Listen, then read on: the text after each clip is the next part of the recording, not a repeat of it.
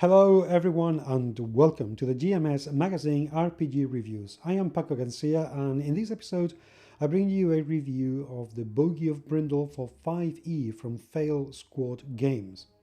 The following review has been written by Endzeitgeist.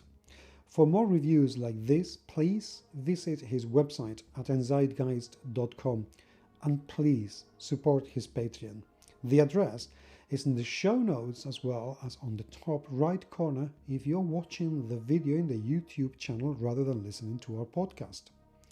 This first installment of the Brindle series clocks in at 34 pages if you disregard front cover, editorial, etc. I noticed that neither iteration of the adventure features an SRD, but that's just as an aside. Important for the purpose of this review, I own the perfect bound print soft cover of the OSR version and the PDF of the 5th edition version. I assume that the properties of one version hold true for the other and vice versa. Nominally, the Bogey of Brindle is designated as compatible with Osric, which means that conversion is pretty simple. The difficulty of the module is very much contingent on how good the players are in old school thinking, as in unconventional problem solving of potential combat scenarios. Groups unaccustomed to that way of tackling a module may die the death of 1,000 cuts, whilst those that are experienced in such thinking may have a very easy module on their hands. This is designated as a module for 3 to 5 PCs of 2nd, 3rd level, but a 1st level PCs can easily succeed here as well. They just need to be a tad bit more careful. It should be noted that the 5e version does explain some basics like unbalanced challenge rating to 5e GMs new to the old school style of playing, which is a plus. Theme-wise, this, although not explicitly designated as such, works as a pretty neat Halloween or Thanksgiving module, depending on the emphasis you place here. And in fact, depending on your GM style and what you emphasize and or leave out, would actually work in equal parts well for adults and kids, with my recommendation being ages 8+. But since all kids are different, I trust in your discretion here. Anyhow, this recommendation stems from one thing being palpably absent from this module: cynicism. This is a rather wholesome and even funny adventure, and a specific plot point would actually prime this for being easily adapted in Pathfinder's 2nd edition, but that's an aside to which I will return later. The rules materials herein include 2 custom spells and a cantrip provided in a stat block of the pbta, one of which is a better variant of Magic Mouth that should probably be situated at a higher level. These have in common that they highlight a total disregard for how spell formatting works in 5e, rendering them essentially inoperational as written. Speaking of ignorance regarding 5e, what about a magic item that references Pathfinder creature types? Even something as simple as getting advantage on strength, athletics checks made to climb is botched. Creature features in stat blocks are bolded, but not in italics, which is odd, considering that the actions tend to be correctly formatted. Bolded sections like senses are not bolded properly, and the stat blocks sometimes use the proper full stop, sometimes a colon. No rhyme or reason there. That being said, at least average damage values etc. tend to be correct for the most time. I encountered errors there as well. It's weird, one stat block lists a proficiency bonus, usually not done, and has underlined actions and reactions listed. On the plus side, the stat blocks get damage types right and are nowhere near as bad as some earlier offerings by Fail Squad Games for 5e. You can run these. Still, even a cursory glance will confront you with formal glitches galore. The BBEG has their challenge entry in the wrong line and a second wrong challenge entry. as well as a wrong passive perception value that should be 10 and not 8. Climbing speed is not properly noted, and yes, I could continue doing that for a whole page. It's an improvement, but not nearly enough. Both of the spells have been formatted improperly as well, and indeed formatting is not good throughout. Instead of putting spells in italics, they're capitalized, at least most of the time. The book is inconsistent with that. Ttrpg's spellcasting list, let that be acknowledged, at least properly, lists the slots each level, unlike the Osric version. That being said, the friendly NPCs get basic statistic, listing skills, etc. And, being non-combatants, no attacks. I can live with the omission here, and the NPCs can be wrong in a combat scenario if need be. That's a good thing and an improvement in comparison with the Osric iteration. So yeah, summa summarum, if you expect precision regarding the rules, not that hard to achieve for Osric, let me tell you right now that this module will annoy you in that regard. The adventure also includes a new creature, which is a worm with paralyzing tendrils, a carrion crawler variant essentially. I'm not impressed there.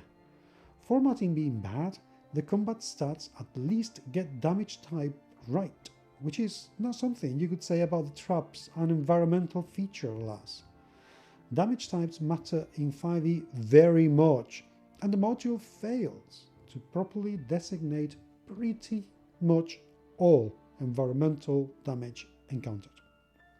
Granted, it's usually easy to discern when acid, fire, piercing, etc. should be the source, but I maintain that a GM should not have to do so in 5e. Furthermore, trap formatting deviates from how things are properly done in 5th edition, and in one instance we have constitution damage, a concept that is super rare in 5e and certainly should not be caused by acid. Traps sprinkled with catatonic agent? Okay, so what does it do? Well, no idea. No rules are provided. The author obviously did not understand how poison works in 5e. Skill and ability checks references also tend to be incorrect, often not even referencing the thing that you actually checked for. What did impress me though were the visuals. Lloyd and Raven Metcalf are artists, and it shows. The original pieces of artwork provided for the module are impressive black and white pieces, and both the map of the eponymous village of Brindle, with even a touch of isometric cliffs, and the dungeon featured within are awesome to look at. I did not expect the module to feature such neat artworks. Minor niggle, the dungeon area could have used player-friendly maps for VTT use, etc. Some secret doors, indicators, without numbers. A minor downside, the dungeon maps has no grid or scale noted, which can be relevant considering the challenge faced there, but we'll get to that later. It should be noted that the module sports generally well-written read-aloud text. Alright, this is as far as I can go without diving into spoilers, so potential players should just jump ahead to the conclusion. Right, okay, great. So, the frontier settlement Westwego has an issue. The Firstfeast celebrations are approaching, and while the Church of Purity frowns upon the annual excess, it can use the tax revenue. But more importantly, the village can really use the boost of morale before the year's darkest days. Thankfully, Westwego isn't too far from the eponymous settlement of Brindle, a settlement that specializes in producing the finest tobacco, booze, and pipe weed. So yeah, this adventure is essentially a beer run. That's a pretty awesome premise, I have to say. If you're following my suggestion and want to run these as a Thanksgiving or Halloween-ish kids module, just, replace tobacco, weed, etc. with sweets, turkey, and the like. Granted, the map of Brindle spells these out in text, but yeah, this is a simple way to modify the module. Anyhow, The beer run begins with a brief wilderness track towards Brindle, but alas, the party will soon find out the reason for the troubles getting there, in a rather unrewarding manner. You see, there are quite a few traps on the way through the wilderness, and they are not fair. They are not telegraphed in any way, as they just happen. They're invisible lines that are traversed. A better way to handle that would have been to describe a small scene, and having the trap be part of that scene in a fair manner. As written, this is not a good start for the adventure, but thankfully remains the weakest part of the adventure itself.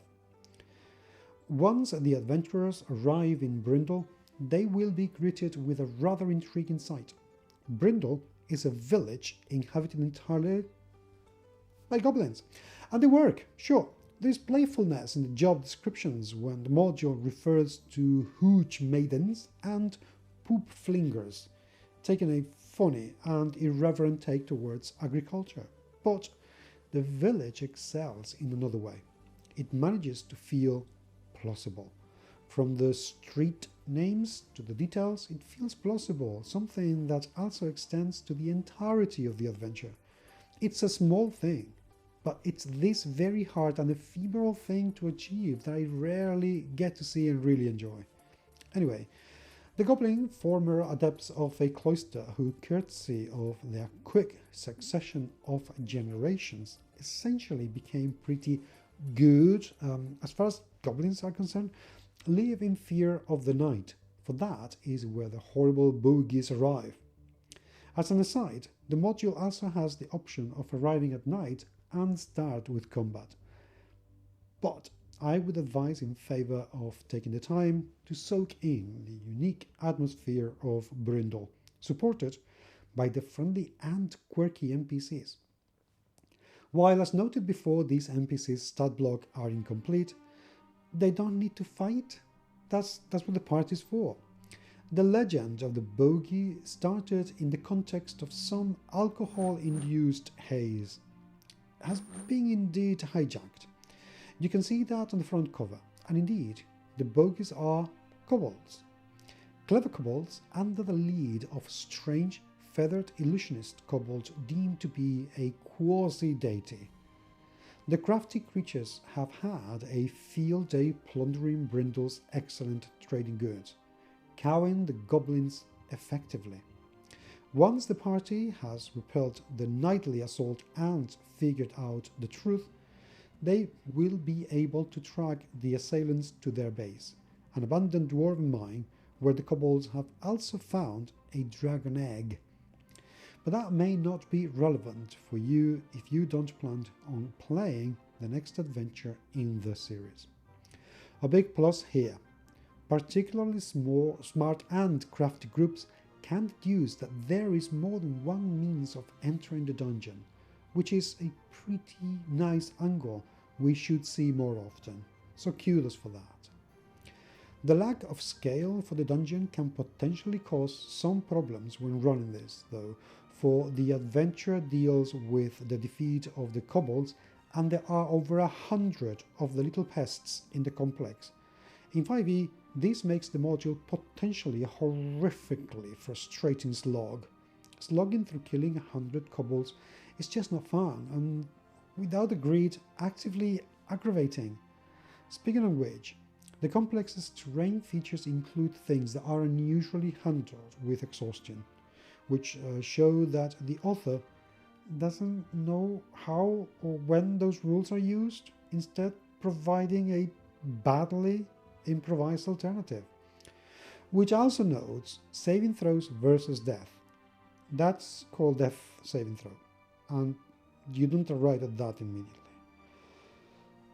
And yet, having a proper grid for a massive running battle retreat, etc., would have been very helpful indeed.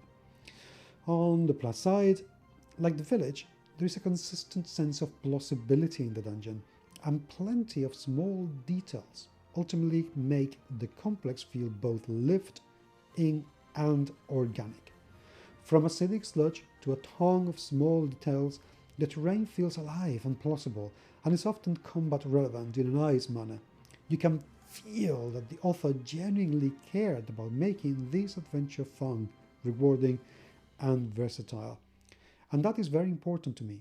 However, this sense of care and attention to detail has not been afforded to the 5e version of this adventure. As touched upon before. Conclusion.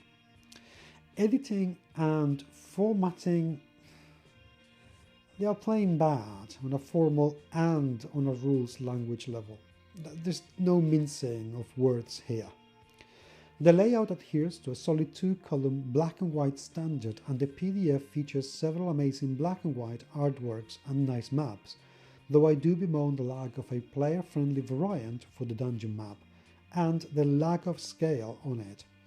The PDF comes without bookmarks, which constitutes a huge comfort detriment.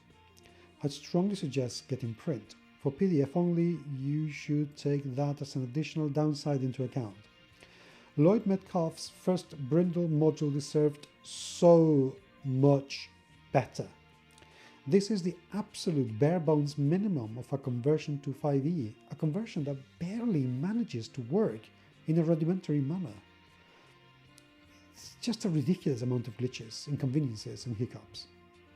I really liked the original version, in spite of its flaws, but the exceedingly problematic rules issues that were annoying in Osric become downright grating in a more rules-heavy game like 5e. It is readily apparent that there is a lack of understanding at work here, with many of 5e's rules, the conventions of the system, and even basic components required to run the game simply absent. In short, this, alas, is an example of bad 5e conversion that only manages to get the bare minimum done, and does so badly, not even starting with the difference in how combat operates and the absence of shifted focus for the grindy dungeon portion of the adventure.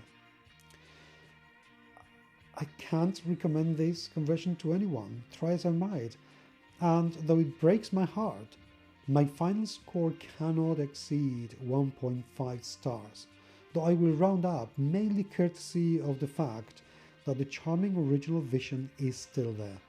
It's just buried in serious issues. Endzeitgeist out.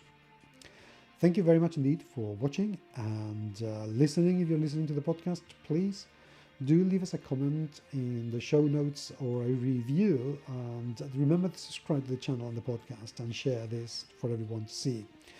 Thank you. More to come very, very soon indeed, and until the next time, I will talk to you very, very soon. Take care.